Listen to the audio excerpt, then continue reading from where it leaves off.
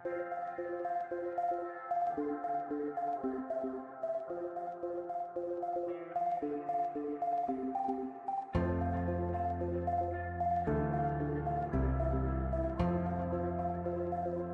ialah cukai nilai tambah yang dikenakan ke atas kebanyakan barang dan perkhidmatan yang dijual untuk penggunaan domestik. GST ini akan dibayar oleh pengguna, tetapi hasilnya akan diserahkan kepada kerajaan melalui para peniaga yang menjual barang dan perkhidmatan. Berdasarkan kepada artikel baru 366/12A, Perlembagaan India mendefinisikan GST sebagai cukai ke atas pembekalan barang atau perkhidmatan atau kedua-duanya kecuali cukai ke atas pembekalan minuman keras untuk penggunaan manusia.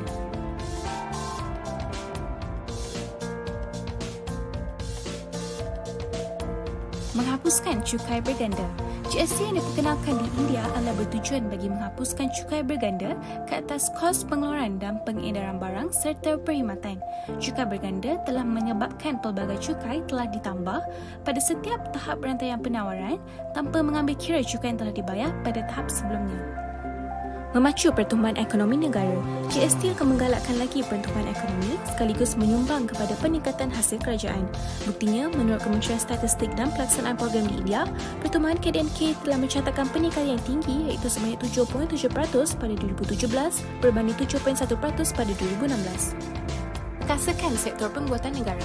Melalui penghapusan pelbagai struktur cukai di peringkat pusat dan negeri, sektor pembuatan akan dapat dilaksanakan serta bersifat daya saing di peringkat global. Misalnya, pengurangan kos produksi sebanyak 2% dapat membantu meningkatkan keuntungan sehingga 20%, di mana ia akan membantu dalam penurunan harga dan sekaligus menguntungkan pengguna akhir. Klasifikasi cukai. Kaedah pembayaran cukai GST di India. GST di India dipecahkan kepada 3 komponen utama iaitu Cukai Barang dan Perkhidmatan Pusat CGST, Cukai Barang dan Perkhidmatan Negeri SGST dan juga Cukai Barang dan Perkhidmatan Bersepadu IGST.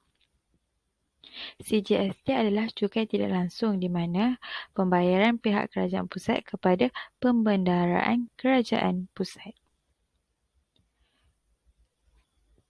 Bagi CGST, insiden undang-undang adalah pembendaraan kerajaan pusat dan insiden ekonomi adalah pembeli dan penjual. Manakala bagi SGST, kerajaan negeri merupakan insiden undang-undang dan insiden ekonomi merupakan pembeli dan pembekal. IGST merupakan urus niaga yang berlaku di antara negeri iaitu cukai tidak langsung yang dikenakan oleh kerajaan bersedang kepada pembekal. IGST insiden undang-undang adalah kerajaan bersedang dan pembekal adalah insiden ekonomi. Asas cukai. Cukai urus niaga. Terdapat beberapa barangan dan perkhidmatan yang dikenakan cukai GST pada kadar yang berbeza bagi mengelakkan beban kepada rakyat. GST ke atas barangan terbagi pada 4 peringkat, 5% minyak gula arang, 12% barangan komputer, 18% minyak rambut, 28% kereta pedas. GST ke atas perkhidmatan pula, 5% kereta api, menyewa teksi motor tanpa kos bahan bakar, 12% penerbangan kecuali kelas ekonomi, 18% catering luar, 28% judi dan perkhidmatan kelab perlembagaan. Trend.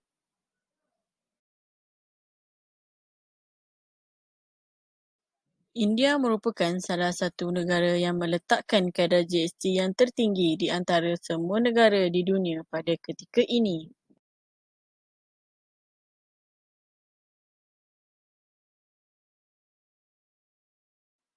Lima kategori cukai barangan dan perkhidmatan, 0%, 5%, 12%, 15% dan 28%. Graf cukai barangan dan perkhidmatan India from Trading Economics in Ministry of Finance, Government of India.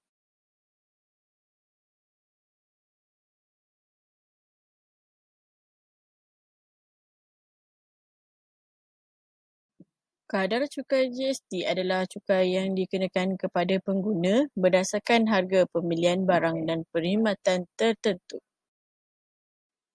Tanda aras yang mereka gunakan untuk kadar cukai ini merujuk kepada kadar perkhidmatan yang paling biasa. Cukai barangan dan perkhidmatan ini telah menyumbang nilai yang besar kepada pendapatan negara di India. Kecekapan ekonomi.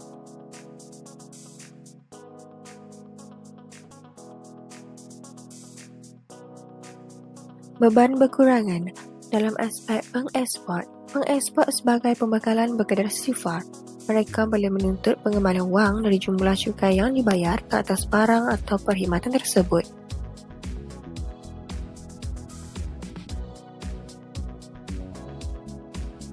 Dalam aspek syarikat, pengenalan GST telah membantu menggabungkan cukai kerajaan negeri dan pusat. Syarikat telah menjadi lebih kompetitif untuk mengembangkan perniagaan mereka ke peringkat global.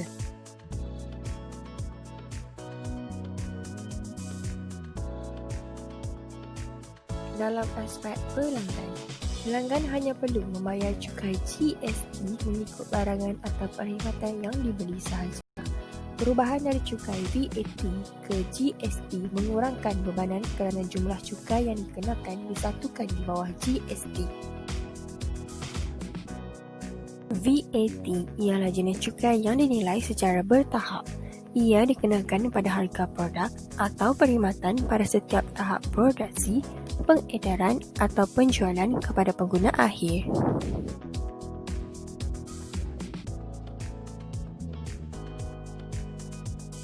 Berikut merupakan perbezaan cara pengiraan untuk VAT dan GST. Harga untuk VAT adalah lebih tinggi berbanding harga GST. Ini menunjukkan GST dapat mengurangkan beban kepada pengguna.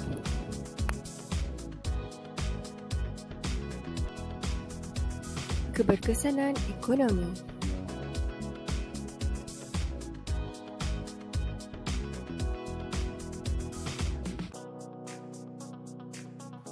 Kos pentadbiran.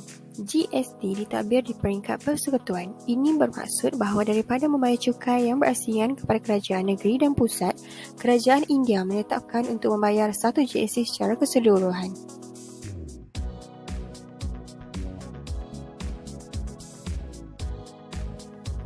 Dalam sistem GST, kerajaan pusat dan negeri mempunyai kuasa terhadap cukai GST secara serentak pada semua peringkat dengan penambahan nilai, iaitu pengeluaran dan pengedaran atau perdagangan.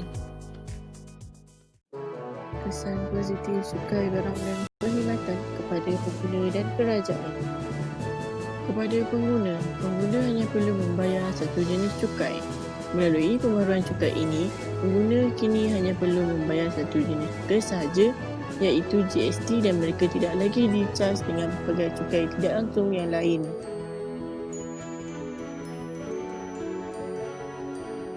Seterusnya, produk dan perkhidmatan akan lebih murah, tetapi melalui pelaksanaan GST ini akan hanya ada satu kadar cukai yang dikenakan untuk sesuatu pengeluaran tanpa perlu disertakan. Selain itu, memberi keuntungan kepada rakyat berpendapatan rendah.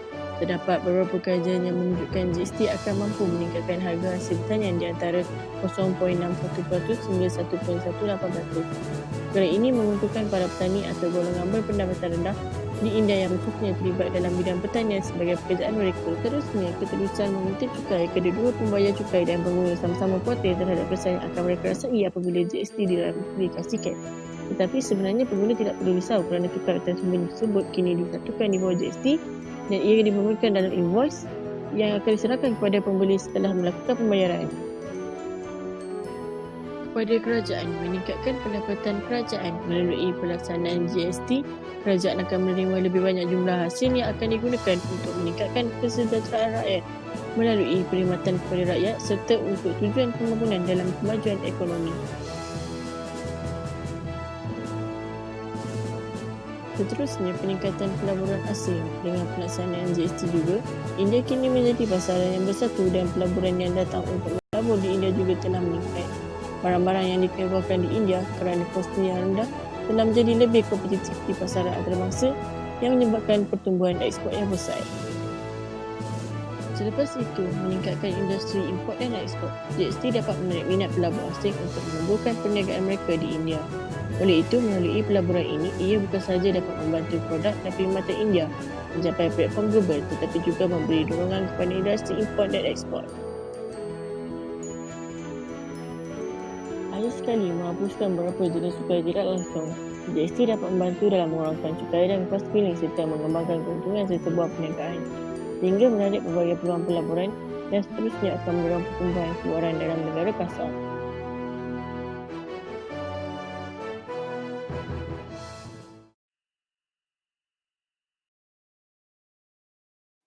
Kesan negatif cukai barangan dan perkhidmatan terhadap kerajaan dan masyarakat. Terhadap masyarakat, perbezaan gaya hidup, mereka perlu mengubah gaya hidup yang sebelum ini kerana cukai yang dilaksanakan menyebabkan mereka terkesan dan hidup dalam kesempitan.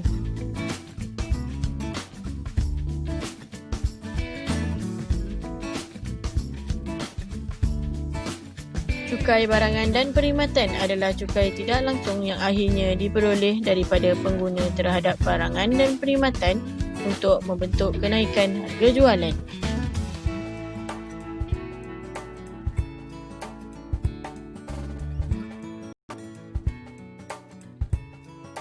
Di India, populasi maksimum adalah kelas menengah dan mereka tergolong dalam kelas perkhidmatan atau mereka bergantung kepada pertanian semata-mata. Cukai ini memberi kesan negatif terhadap gaya hidup mereka yang sebelum ini terutama orang biasa di India. Kurang berkemampuan untuk memiliki tanah sendiri. Penambahan sehingga 8% pada kos rumah baru ini memberi kesan yang mendalam rakyat terutamanya kepada orang biasa. Banyak faktor yang mungkin menyebabkan mereka tidak membeli tanah sendiri. Salah satunya kos pembiayaan kontraktor yang mungkin tidak dapat dijelaskan. Malahan, kos upahnya juga tinggi akibat daripada pelaksanaan GST.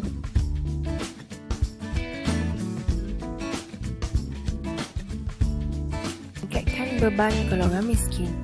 Menyebabkan kenaikan harga pada sesuatu barangan dan perkhidmatan, kebanyakan penduduk India tidak mendapat keperluan asas dan perkhidmatan yang secukupnya kerana masalah kos yang tinggi.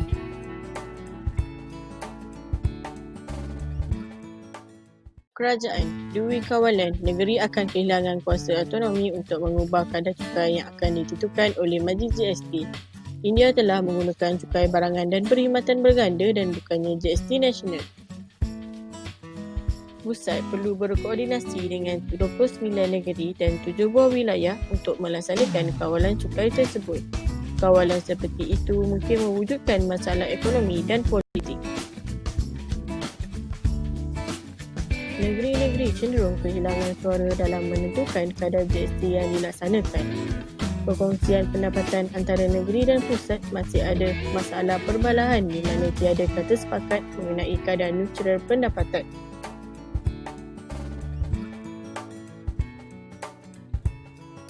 Kesan buruk terhadap industri harta tanah. Cukai barangan dan perkhidmatan memberi kesan negatif kepada pasaran harta tanah kerana ia akan menambahkan sehingga 8% pada kos rumah baru dan ia mengurangkan permintaan sekitar 12%. Syarikat-syarikat yang terlibat dengan harta tanah juga akan terjejas secara langsung di mana kawalan cukai baru akan memaksa banyak syarikat untuk menyusun semula operasi mereka. Syarikat akan mendesak vendor dan pembekal untuk memberikan invoice kerana GST akan menjadikan syarikat tidak dapat mengelak daripada cukai. Kerajaan menanggung kadar inflasi yang tinggi. Inflasi secara umum didefinisikan sebagai kenaikan harga barang dan perkhidmatan dalam jangka waktu tertentu. Inflasi di India berlaku apabila rakyat kehilangan kuasa membeli atas faktor kenaikan harga. Menurut data yang diperolehi, kadar inflasi di India pada tahun 2019 adalah sebanyak 4.54% berbanding tahun sebelumnya. Antara kesan inflasi di India ialah ekonomi India merosot oleh kerana rakyat kurang membeli dan pengeluaran oleh syarikat-syarikat pengeluar juga berkurang. Berikut merupakan statistik graf yang menunjukkan kadar inflasi di India.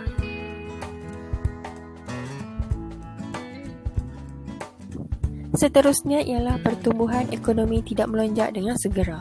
India menjangkakan bahawa pertumbuhan ekonomi bagi tahun fiskal semasa berkembang 7%, kadar paling perlahan selama tempoh 5 tahun.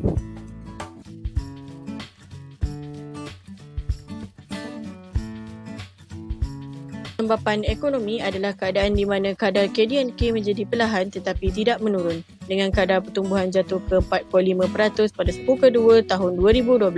Tidak ada yang dapat menyangkal pelambatan ekonomi yang sedang dihadapi oleh ekonomi India. Kelembapan ekonomi adalah kesan langsung dari GST.